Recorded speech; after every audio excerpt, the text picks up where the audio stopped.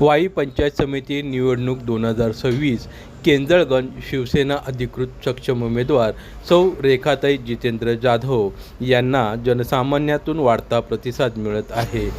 शिवसेनेच्या धनुष्यबाण या चिन्हावर निवडणुकीला सामोरं जाणाऱ्या सौ रेखा जितेंद्र जाधव यांना सर्वसामान्य शेतकरी कुटुंबातूनही मोठा प्रतिसाद लाभत असून अशीच एक प्रतिक्रिया एका शेतकऱ्याने दिली आहे। दादा, तुम्ही गेल्या 2 दिवस झालं केंजळगणातून शिवसेनेचा प्रचार करत आहे रेखा जाधव यांचा।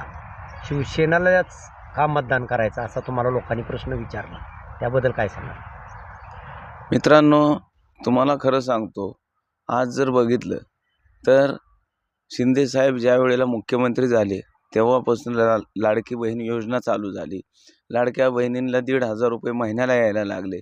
तसेच महिलांना अर्ध तिकीटमध्ये एस-टीचा प्रवास चालू झाला आणि त्याचबरोबर आपले जे दवाखाने असतील, जे सगळे सरकारी दवाखाने होते, ते पहिल्यांदा 5 रुपये 10 रुपये केस पेपरला घेत होते, ते सुद्धा शिंदे साहेबांच्या मदतीनं मोफत झाले।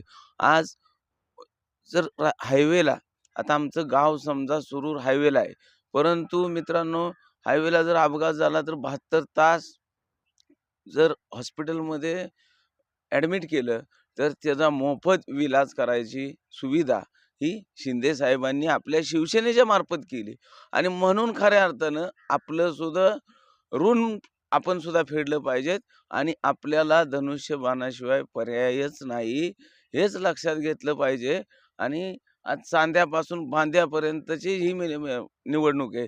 आज जर बघितलं तर ज्या वेळेला शिवसेनेची 1995 साली सत्ता होती, त्यावेळेला कवठे केंजळ पाणी योजना चालू झाली, तशीच पाणी योजना आत्तासुद्धा पुढं चालू राहील आणि खऱ्या अर्थानं संपूर्ण केंजळगणाचा विकास जर होणार असेल तर अक्षय भैया, दिलीप दाजी आणि आपल्या रेखाताई यांच्या पाठीशी उभं राहणं हे खूप गरजेचं आहे।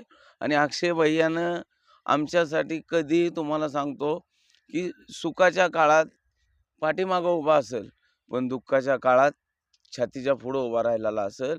छातीची ढाल करून आपल्यासाठी लढणारी मावळे आहेत आणि म्हणून शिवसेनेसाठीच आपल्याला झगडलं पाहिजे, एवढंच या ठिकाणी। आम्ही शेती करतोय, आम्ही शेतकरी, आम्ही काय म्हणजे मोठं नाही कोण, परंतु आपल्याला आता काळाची गरज आहे। म्हणून मित्रांनो, तुम्हाला आता यांच्या मार्फत आपण सांगतोय की शिवसेनेशिवाय पर्याय नाही, महायुतीशिवाय पर्याय नाही।